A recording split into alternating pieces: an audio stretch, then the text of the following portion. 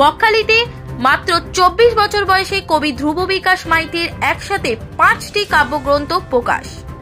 প্রত্যন্ত গ্রাম বাংলা থেকে কবিতার আকাশে এখন উজ্জ্বল নক্ষত্রের মতো জ্বলজ্বল করছেন কবি ধ্রুব বিকাশ মাইতি।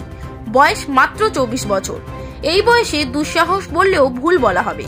এর আগে কেউ এমন দুঃসাহস দেখায়নি বলে মনে হয়। একসঙ্গে 5টি কাব্যগ্রন্থের মোড়ক উন্মোচন হলো বকখালিতে।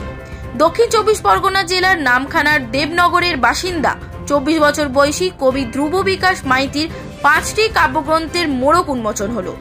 প্রত্যেকটি কাব্যগ্রন্থ ভিন্ন ভাবনার। প্রত্যেকটি কাব্যগ্রন্থ কবি বাংলা ভাষাকে উৎসর্গ করেছেন।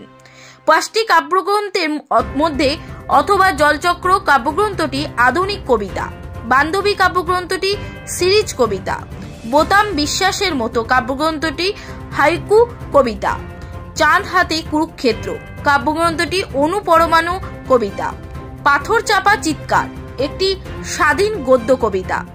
এদিন মোড়ক উন্মোচন অনুষ্ঠানে উপস্থিত হয়ে দক্ষিণ 24 পরগনা জেলা পরিষদের সহকারী সভাধিপতি তথা জিবিডি এর চেয়ারম্যান শ্রীমন্ত কুমার মালি বলেন, নামখানা ব্লকে একজন প্রতিভা বিকশিত হলো।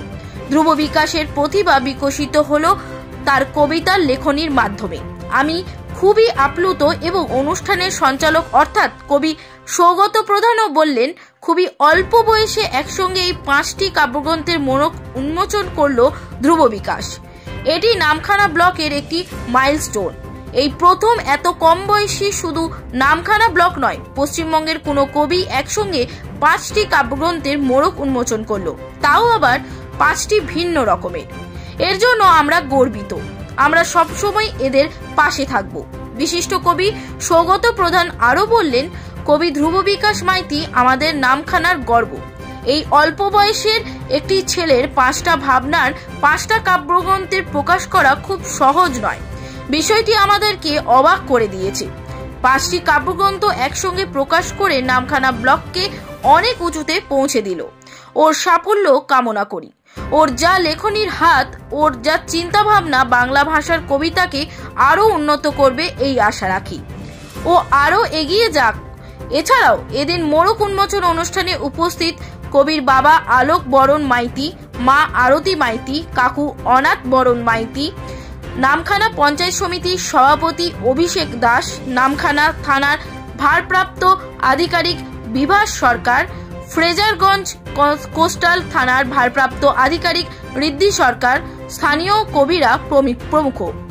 তার কবিতার বই নিয়ে আলোচনা করেন কবি শরৎ চট্টোপাধ্যায়, কবি স্বপন কুমার দাস, কবি বীরেন্দ্র কৃষ্ণ পড়ুয়া, কবি সুনেন্দু পাত্র ও কবি সৌগত প্রধান। প্রত্যেকেই উচ্ছ্বাসিত। প্রত্যেকের একটাই কথা, ধ্রুব নামখানার গর্ব, বকখালির গর্ব, পুরো বাংলার গর্ব। ও আরো এগিয়ে যাক।